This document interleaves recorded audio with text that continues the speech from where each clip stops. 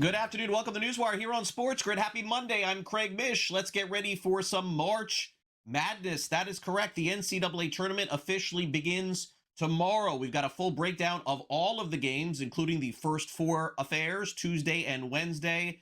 And we will have picks on the show as well, especially from Paul Stone, our resident expert on college football and college basketball. He'll be with us at 12:10. Bill Bender with us from Sporting News.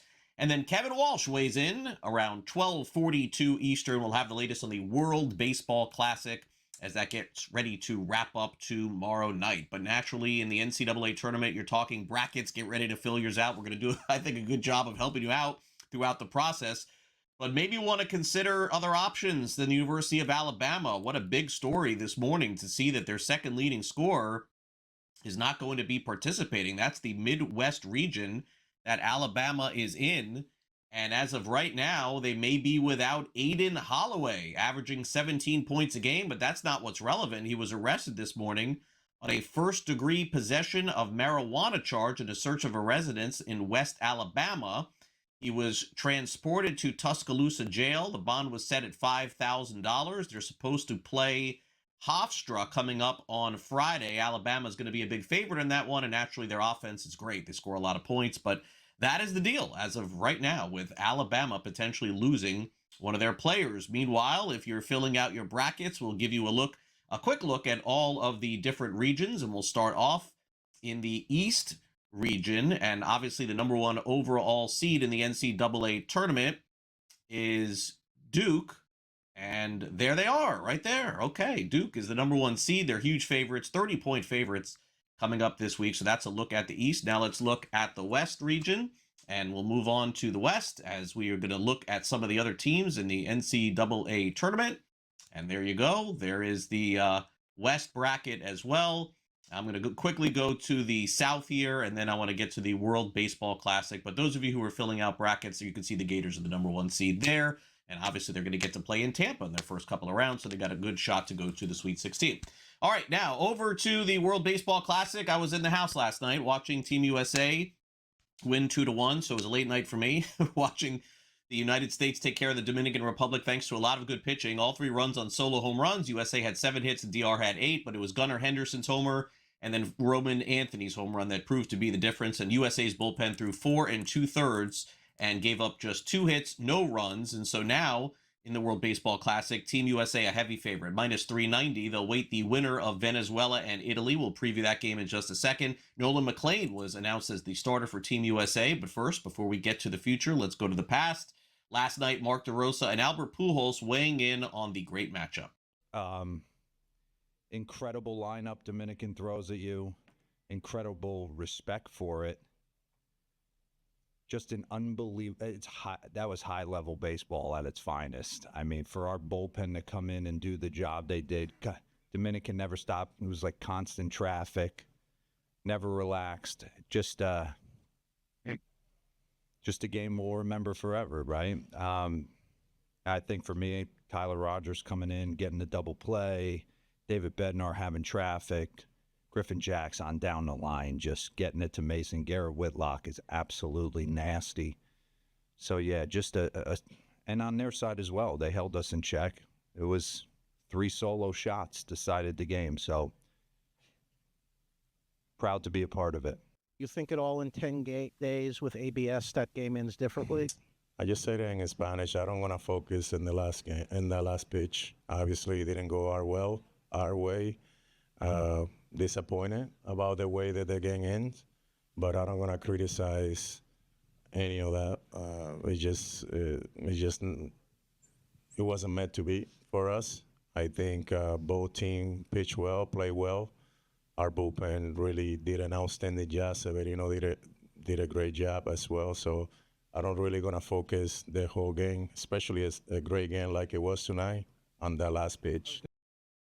And Pujols alluding to a final pitch thrown to Geraldo Perdomo that ended up being low, but called a strike to end the game. All right, the big game, of course, coming up tonight in the semifinals will determine who gets to play Team USA. And as you can see there, Venezuela, a heavy favorite against Italy, 8 p.m. tonight in Miami with a total of 10. The winner plays for the World Baseball Classic Championship on Tuesday night against Team USA. Keider Montero, Aaron Nola are the expected starters in tonight's game. Meanwhile, the National Basketball Association making news. It looks like coming up pretty soon, we're going to get a vote on the expansion of the National Basketball Association to Las Vegas and Seattle. They're going to vote to determine whether or not this would go from 30 to 32, maybe 31. You never know, but to keep it even, it's got to go to 32 also.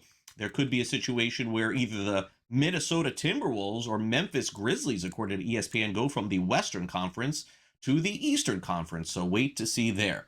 All right, as far as college basketball is concerned, it is the story of the season, not involving one of the major teams in college basketball. It did involve Miami, Ohio, who ended up losing in their conference tournament. They did get in the tournament, but they got to play in the first four here, as they're the number 11 seed, going to play SMU to determine who is that 11 that moves on to the next round. But they are in, and they're going to play in Dayton, Ohio, so they should have a chance, although they're not going to be favored in this game. Here's Travis Steele on that opportunity. Very excited to be selected as an at-large team for the NCAA tournament.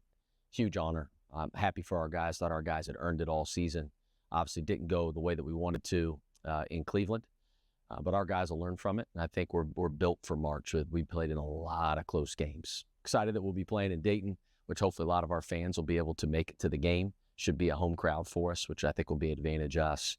But we're excited to get out there and play. I don't know a ton about SMU. I've seen them kind of casually play on TV, national TV, but like other than that, I don't know a ton about them, but we'll learn a lot about them tonight. Meanwhile, the Duke Blue Devils are the number 1 overall seed in the NCAA tournament. Also, Arizona got a 1. The Gators got a 1 despite losing in the semifinals of the SEC tournament. Michigan also got a number 1 as well, despite losing in the Big Ten championship. Michigan falls to Purdue 80-72. Purdue was 4.5-point dogs, but they end up winning, and that gets them up to a number 2 seed in the West region in the NCAA tournament. Here's Matt Painter on the big win for the Boilermakers and Dusty May on where they go from here. Obviously, playing 4 games in 4 days is something we haven't done before. We've been lined to do it before, but not getting to this point. So I thought our guys had a great effort and concentration, because that's hard. It's hard to get, back up and play another game and do it 4 consecutive days. So, I thought we put ourselves in a good position. They scored, I think, like 4 to 6 points to finish the half while we were trying to juggle lineups with foul trouble, and really wanted to have an advantage there. And kind of how you finish the first half and how you start the second half is such an important piece of the game. So we did a good job of starting the second half, a little bit of a roll of the dice with Oscar having 3 fouls and starting right there. He gets a quick foul there. It can change some things for our team. And so you do that and he doesn't foul, you're a genius. You do that and he does foul, you're a dumbass. And so there's just nothing in between right there. Well, we'll have to get back and get our opponent and start preparing the scouting report. But we'll refer back to a couple lessons we learned from this game. I want to begin by congratulating Purdue. 4 games in 4 days, and for their 3 seniors that have been together for a long time. It looked like they really found something deep inside. And when you start the year preseason number 1, you have 2 first-team All-Americans, and it doesn't go as planned. You come in here as a 7 seed with your back against the wall and play the way they did and perform the way they did it's impressive, and especially I thought TKR, I thought his force around the rim, I thought Braden's ability to manage the game, 21 assists, 2 turnovers against constant pressure was very admirable. But overall, they earned it. We weren't at our best, but obviously Purdue has something to do with that.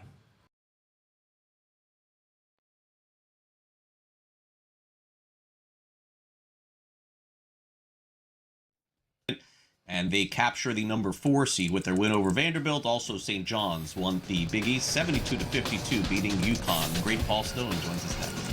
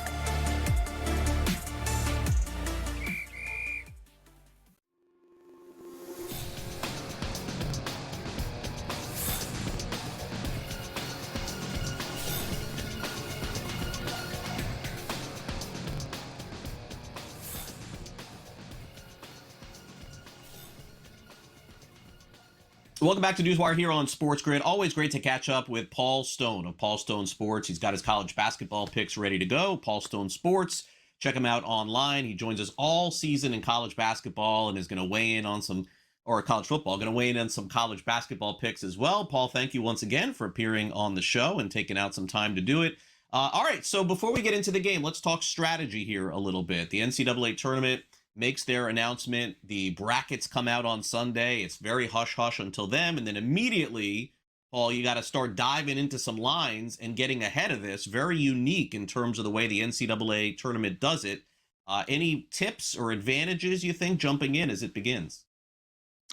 Well, I would just say in general, I think in the past, as recently, Craig, is probably 4 or 5 years ago, this was a tournament where you could find some live underdogs.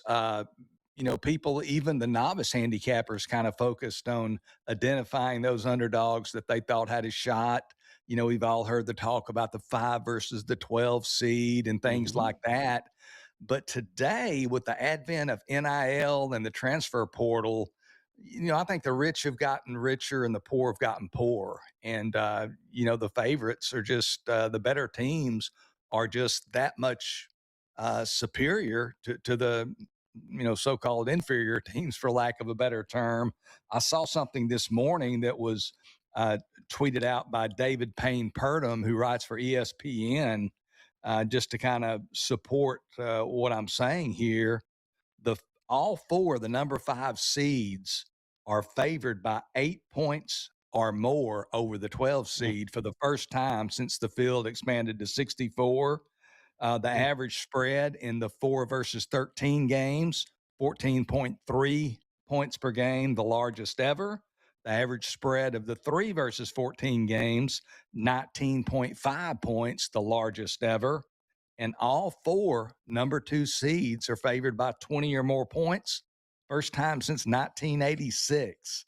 Where we used to look at the underdog really closely, I think now you might try to find the favorite who's maybe a little bit undervalued. Yeah, it's a really good point, because that's what we've seen with the tournament the last couple of years, and anybody who certainly has filled out brackets the last couple of years and just blindly taking 12 over 5 or 13 over 4, it really just hasn't gone that way, been kind of chalky, so to speak. So we'll see what happens with this year's bracket. Paul, let's start off with a couple of games. We'll go Thursday to begin and get your opinion on a couple. We'll start off with Texas A&M taking on St. Mary's. This is a 10-7 matchup on Thursday. St. Mary's 2.5-point favorites, as I see here, total of 146.5. St. Mary's no stranger to the NCAA tournament, usually having to go through Gonzaga to get through here at some point. A&M playing in that tough conference in the SEC tournament, very much battle-tested, and I'm guessing a better strength of schedule than St. Mary's during the regular season. You have an opinion on this one?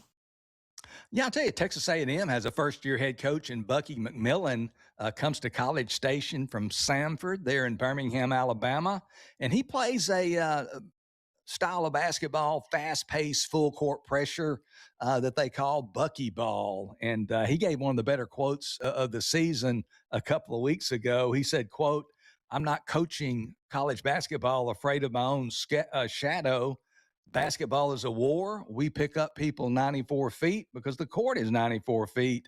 We play to live. We don't play not to die." So he believes in the full court pressure. It's a unique style of basketball. Not too many people play that, in this day and age. Texas A&M got off to a good start. They were actually 17-4 at the end of January, 7-1 in SEC play. They actually led the SEC by themselves when the calendar flipped to February.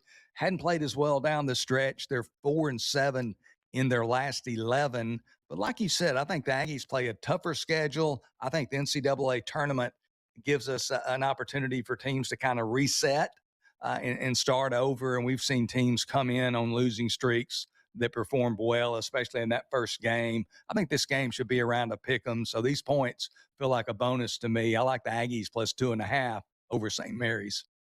All right, there's pick number 1 from Paul. We'll see if we can get a couple more and then get his opinions on the rest of the NCAA tournament. There is a vaunted 12-5 matchup here, as Paul alluded to here. We got High Point taking on Wisconsin. Of course, the Badgers, very good in the conference, minus 9.5 in this one, total of 164.5. Paul, let's just be honest, not a lot of folks are going to be familiar with the Big South or be familiar with High Point, who really had a tough time, I thought, in their Big South tournament, almost losing to Asheville and then coming back and beating Winthrop to win the Big South Championship. So this is more of a teach us here a little bit, Paul, what we can expect to see from High Point here. I saw Wisconsin play all season.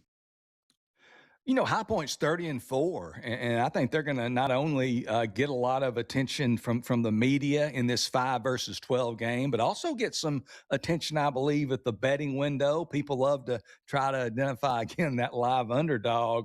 But if you peel back the layers a little bit, I like to say, Craig, quite often, probably ad nauseum, that it's not always how you play, it's who you play. And if you look at High Point's schedule, that strength of schedule ranked 342nd out of 365 teams, according to Ken Palm. Meanwhile, Wisconsin resides in the Big Ten, obviously a very competitive conference there. Wisconsin, they traveled to places like Michigan, Illinois, and Purdue. They beat all 3 of those teams on the road. So this Wisconsin team is battle-tested. They've played a far more difficult schedule. Both these teams like to play very fast, which lends itself to a wider margin of victory. I like Wisconsin by double digits over High Point. All right, we'll do one more game with Paul. We'll break. We'll come back and try to get it all in. Paul, let's squeeze in Akron against Texas Tech, another 12 versus 5. But as you said, the lines are bigger now for these 5-12 matchups. Texas Tech had a great regular season. They're 7.5-point favorites. Yeah, JT Toppin, Texas Tech star player, he lost for the season on February 17th for an ACL. So very disappointing there for Texas Tech. Toppin averaged 22 points, 11 rebounds a game. So Texas Tech, not the same team without him. But again, I look at the strength of schedule here. Texas Tech's strength of schedule ranked 8th, Akron's 236th. I saw something that Akron, I think, versus top 125 teams this year, 0-4. I think the Red Raiders covered the 7.5-point number. We'll be right back with Paul on the play-in game. Don't go away.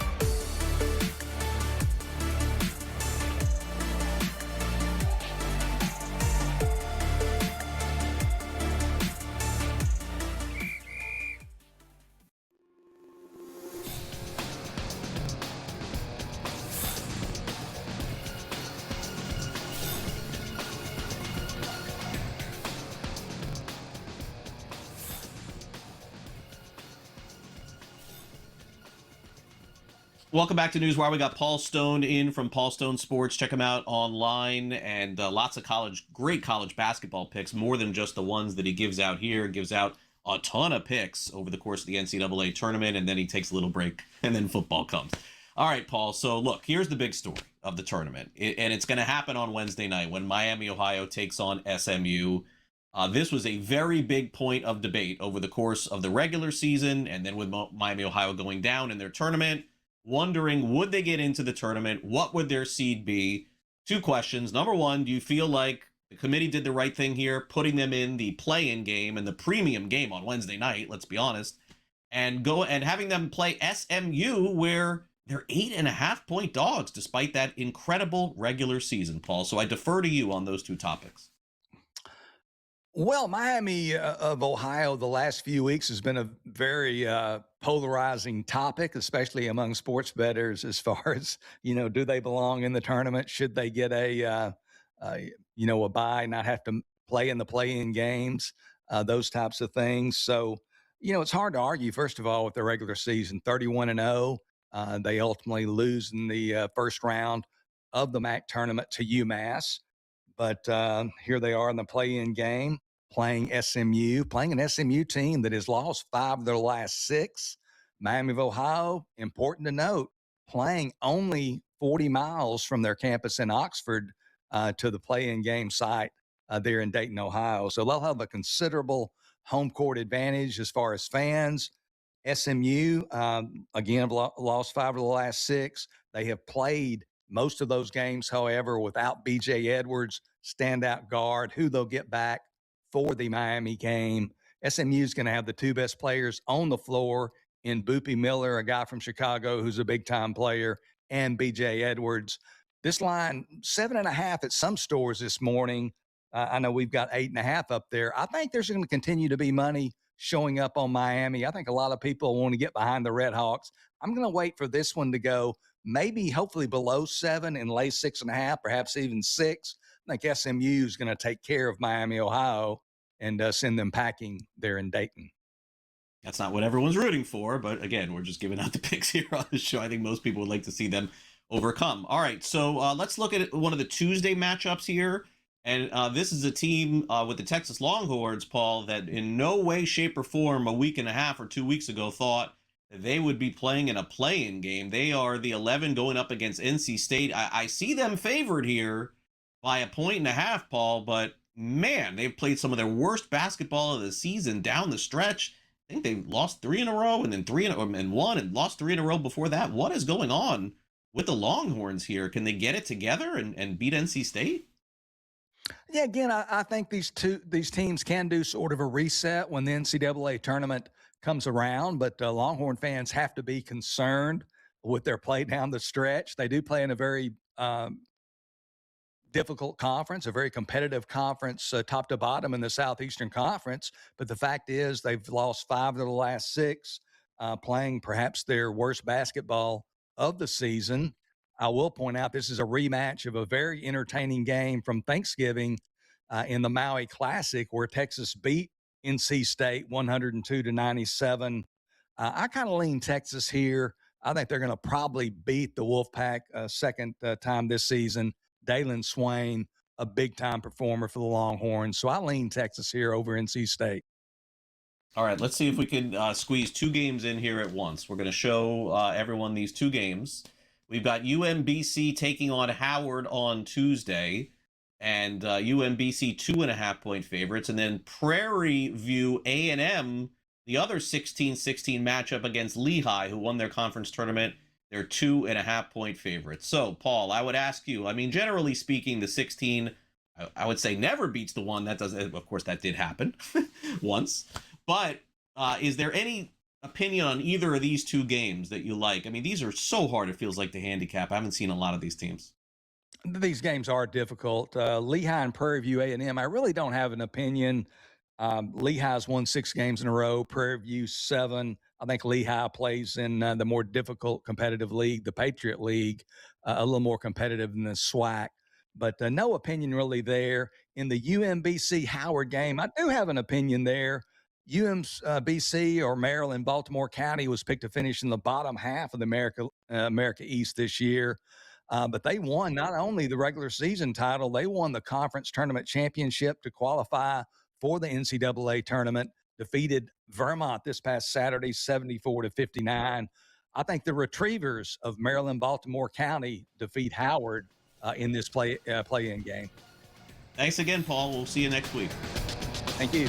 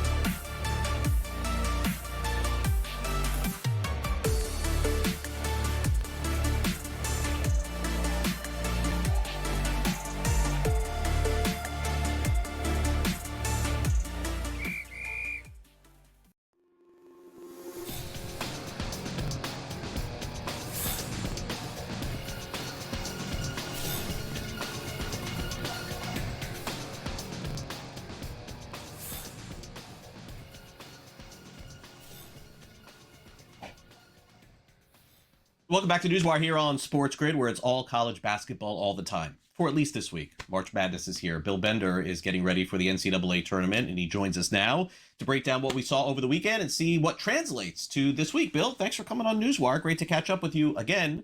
Wow, what a big surprise in the Big Ten tournament here. Purdue taking out Michigan 80-72 will start there. The Big Ten has had a really rough time in terms of winning the NCAA tournament, but their fair share of surprises and big games. This was another one on Sunday. What did you make of the Boilermakers winning and then securing a 2 seed in the NCAA tournament?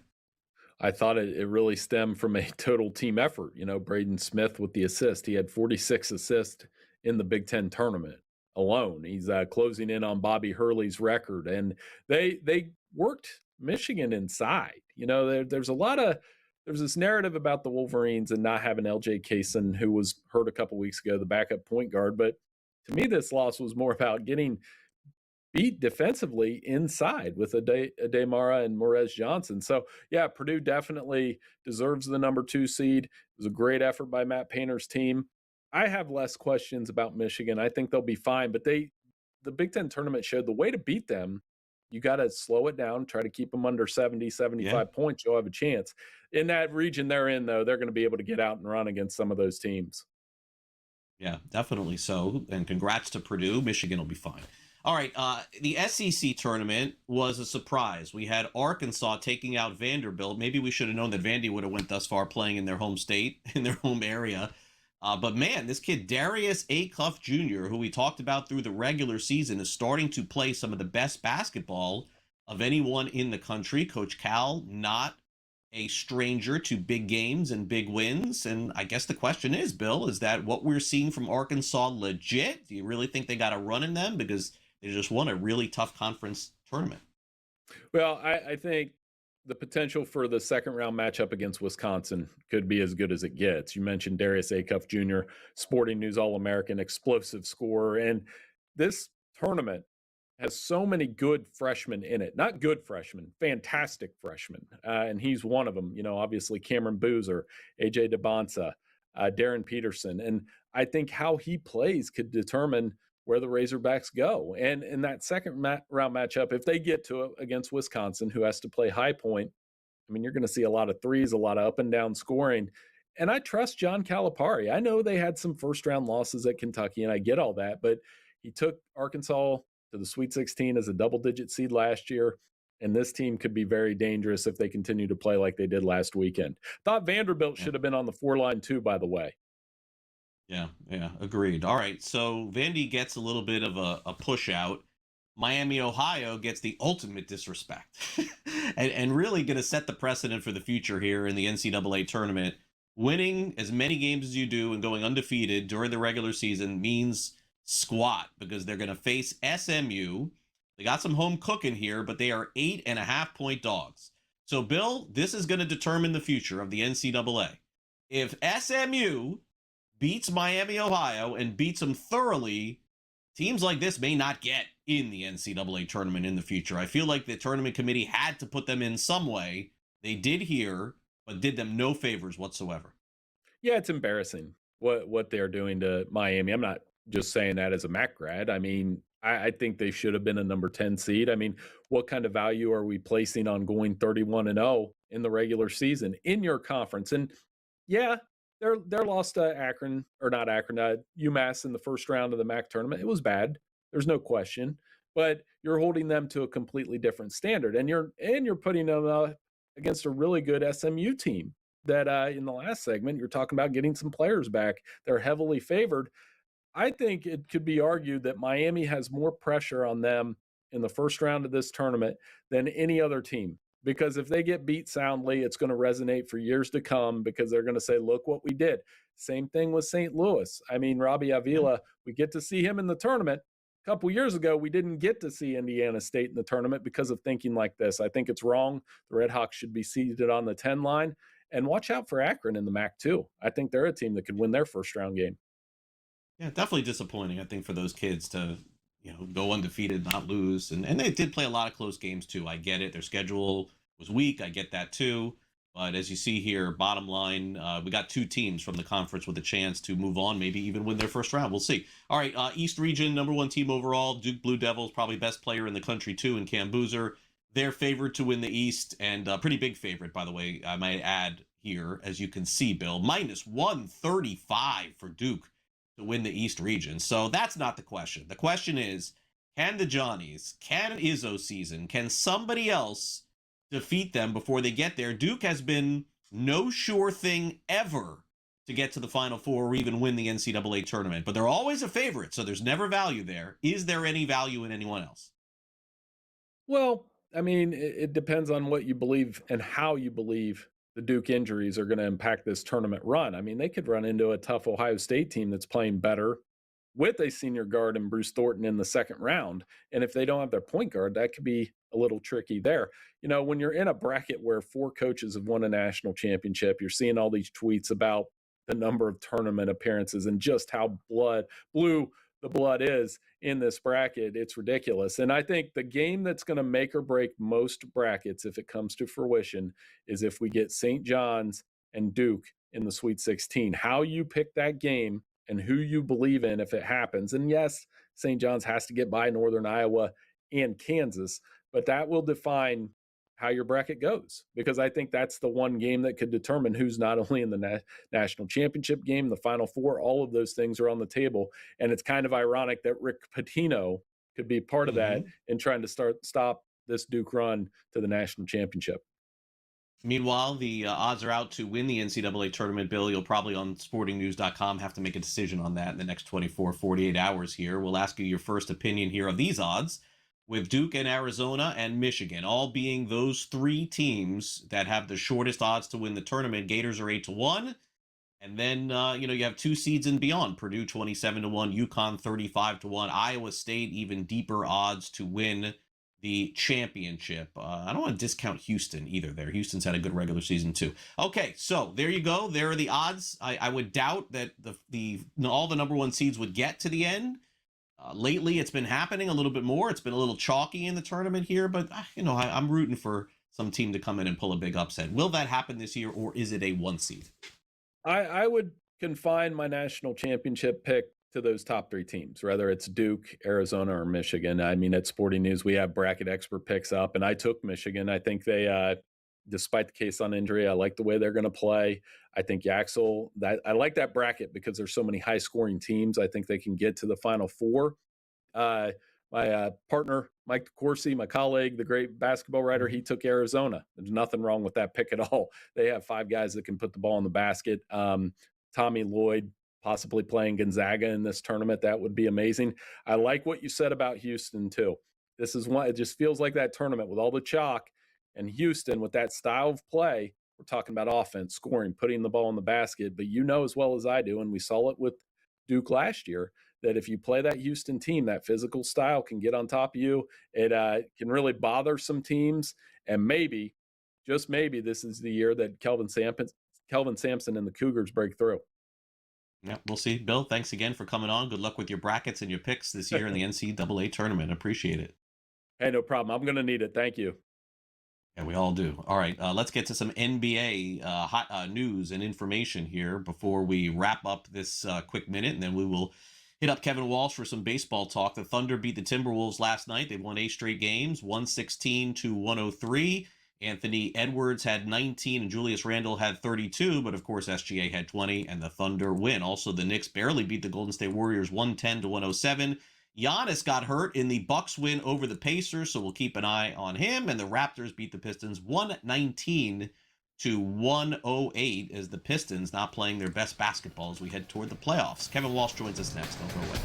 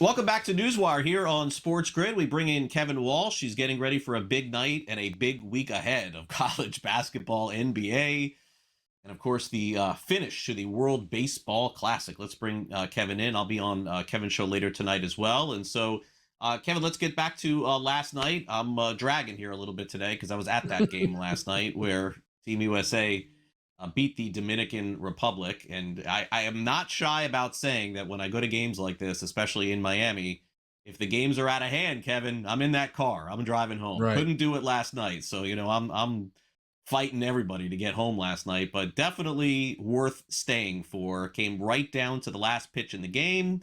And definitely it was Team USA's bullpen, I thought, that was the difference in this one. Shaky, but got through it and got the win.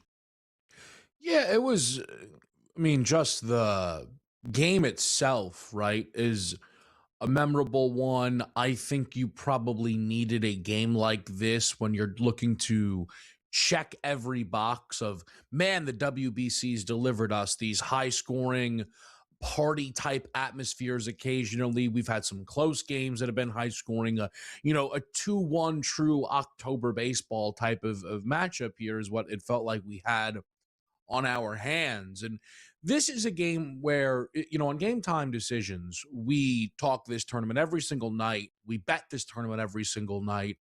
And, there are a lot of strong opinions. And the love for the Dominican Republic baseball team is not unfounded.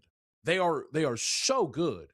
Yet, man, Craig, I wonder how many people you spoke to that were picking the United States to win yesterday's game. And that number opened around minus 160. The Dominican Republic got all the way bet down. We saw the United States close at around minus 120 on some books. Maybe came back around to a minus 130. It's not that the U.S.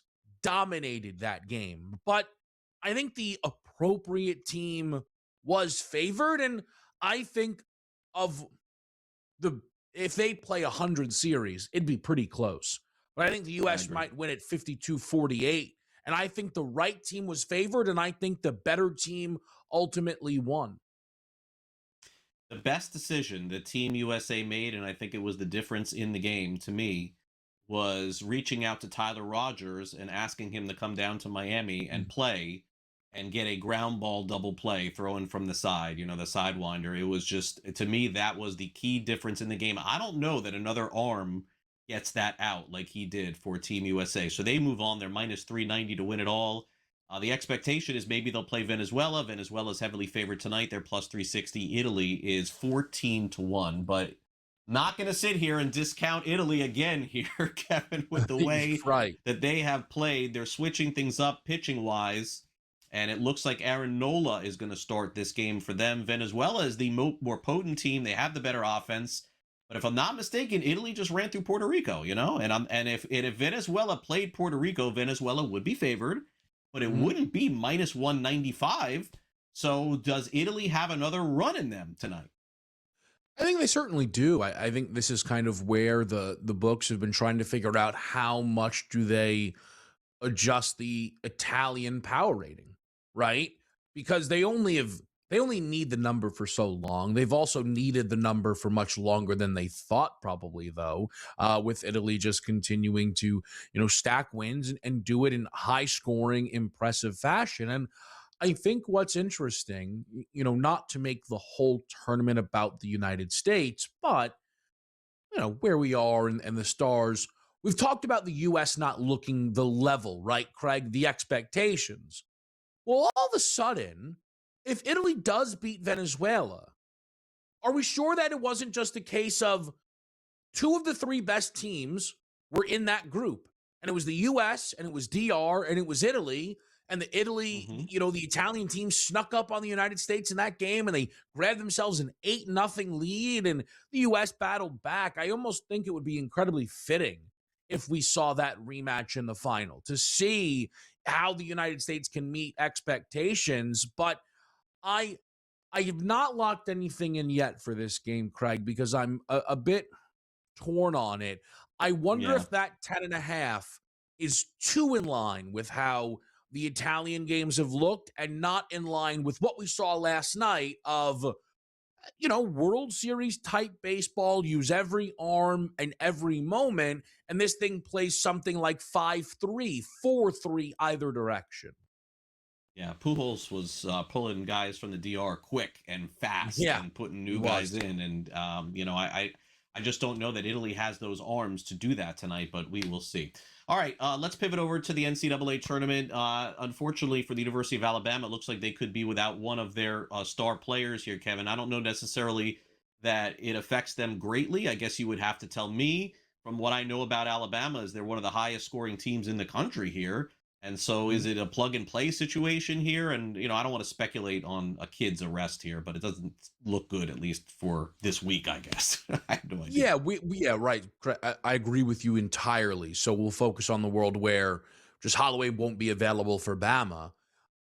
It's going to impact the props market maybe a decent bit, where LeBaron Philon all of a sudden is now going to be asked to score 27, right? You might see some really outrageous numbers for Philon. I've noticed the totals dropped a little bit in the game with Hofstra, not massively, but you don't usually get Alabama basketball booked at less than 160. You're getting that now here in the game with Hofstra. I think there's still going to be sizable favorites, to your point, Craig. The real question is Aiden Holloway done for the tournament for an Alabama team who, we've seen under Nate Oates, they're more than capable of getting themselves to a Sweet 16 and Elite 8 and maybe even beyond that.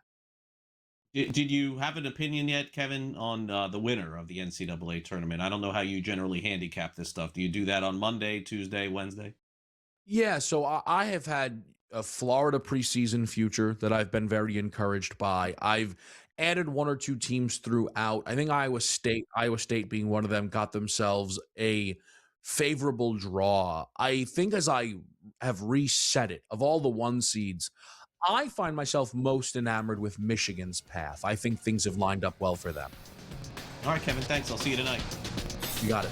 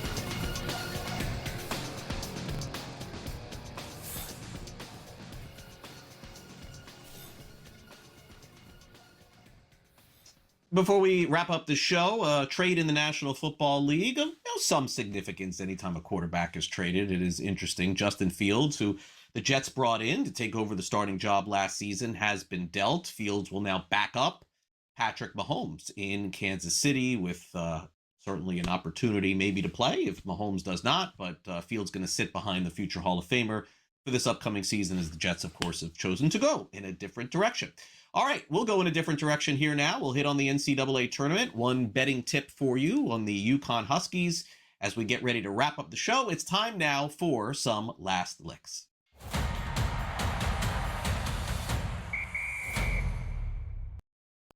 All right, those of you who are filling out NCAA tournament brackets thinking that you're going to do well, maybe that's possible. Keep it locked here to SportsGrid all week long. We'll help you out with that. How about getting a perfect bracket? What are the odds on that? Well, I'm going to tell you. The odds of a perfect bracket, meaning you get every single game right. I'm not even talking about against the spread. You just get every single game right. It's 1 in 9.2 quintillion. So that means if every person on Earth filled out one bracket per second, it would take 36 years to get to that number. That's 31 billion times harder than winning the Powerball. It just goes to show you that no matter how much you think you know about college basketball, the NCAA tournament, we really don't know a lot. I'll be filling out one of my brackets. I'm sure you will too. I'm going to try to keep it to 2 brackets this year. I feel like once I get past 2, I'm just guessing at that point. But aren't we all guessing anyway in the NCAA tournament?